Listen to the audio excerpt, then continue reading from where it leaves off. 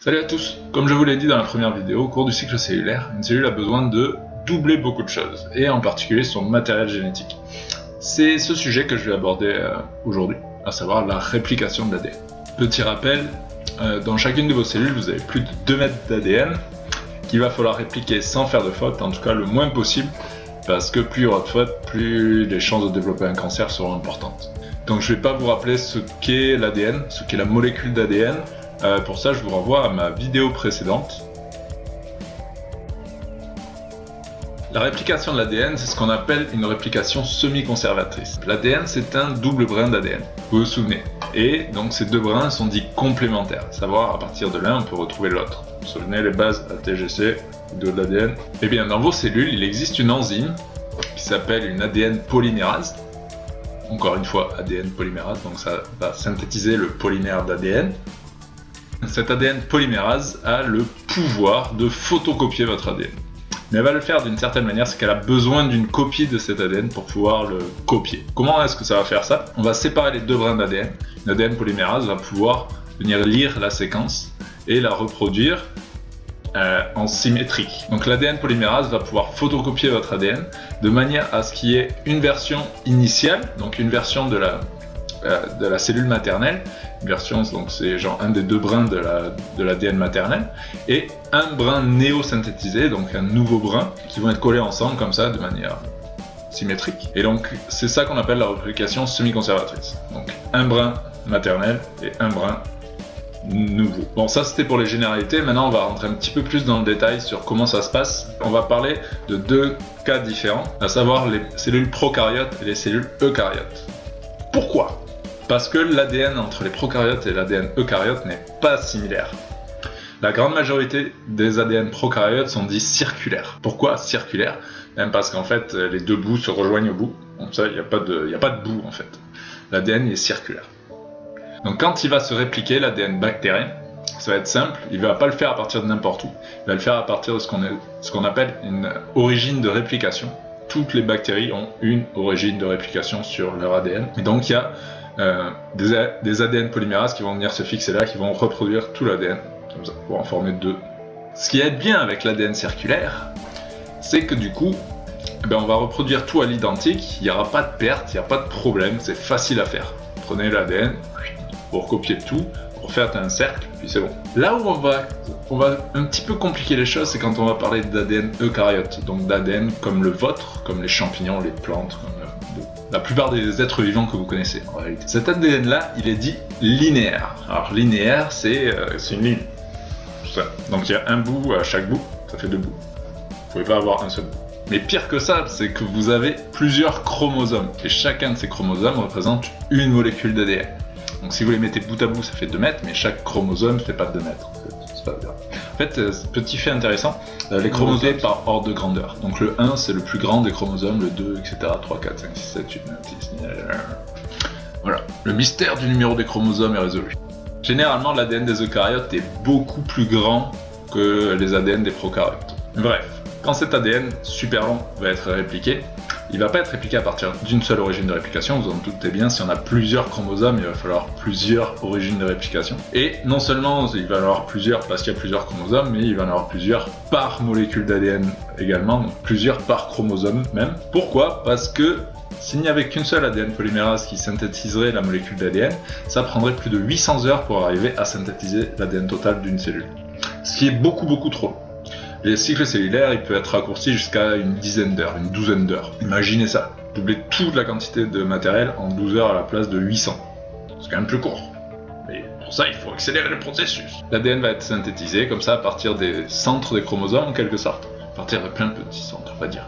Et il va être synthétisé jusqu'au bout. Et c'est ce qui se passe au bout qui est intéressant. Parce que c'est pas sans conséquence d'avoir un ADN linéaire. On peut avoir des plus gros ADN, mais ça pose des problèmes. Et le problème majeur, c'est que l'ADN polymérase ne peut pas synthétiser les derniers bouts d'ADN en réalité. Les derniers bouts d'ADN, ils vont pas être répliqués.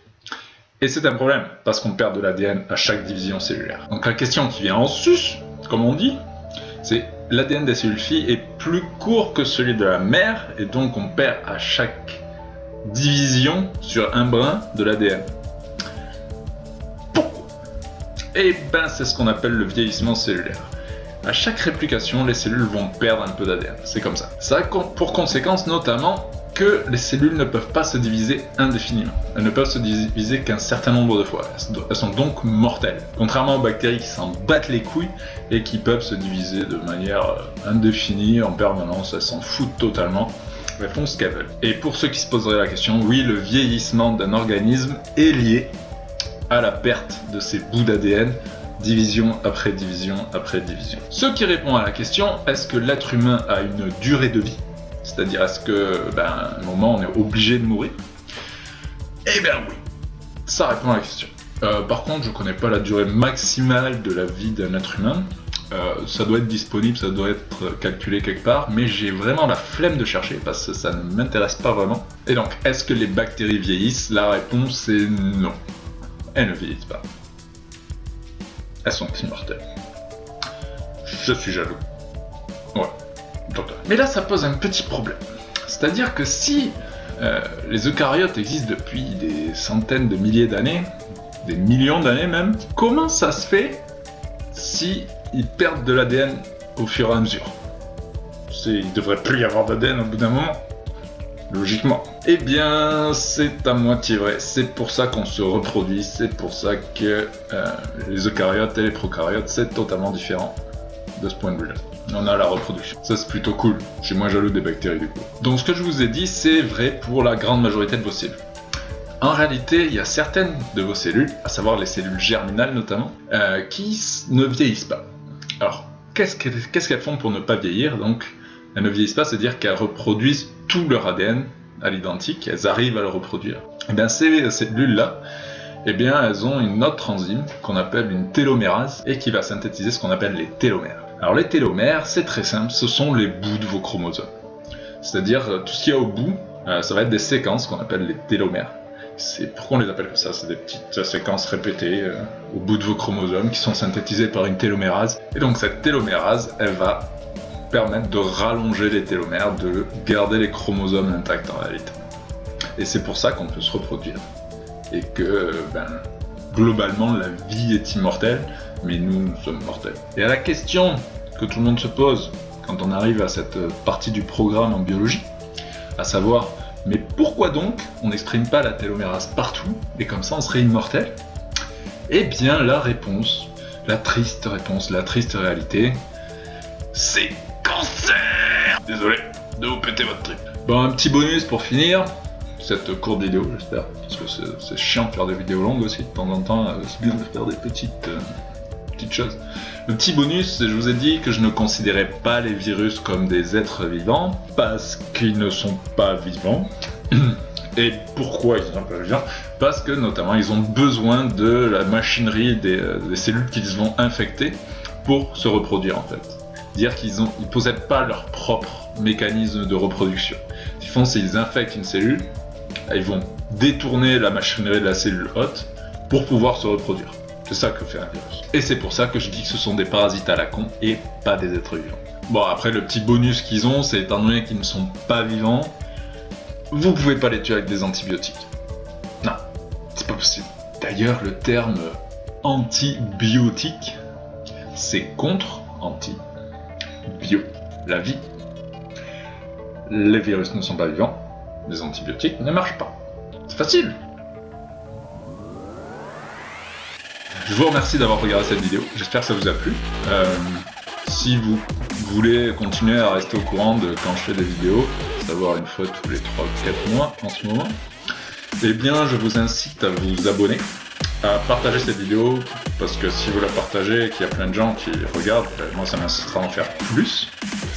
Si vous voulez que je fasse des vidéos sur des thèmes précis aussi, ou des choses que vous n'avez pas pigé quand je vous ai présenté, laissez-moi dans les commentaires ces choses-là, puis j'essaierai de faire des vidéos explicatives sur ce que vous n'avez pas compris, ou des petites capsules pour vous expliquer certains phénomènes. Puis moi je vous laisse, parce qu'il va falloir que j'aille travailler. Et donc je vous dis à la prochaine. Salut!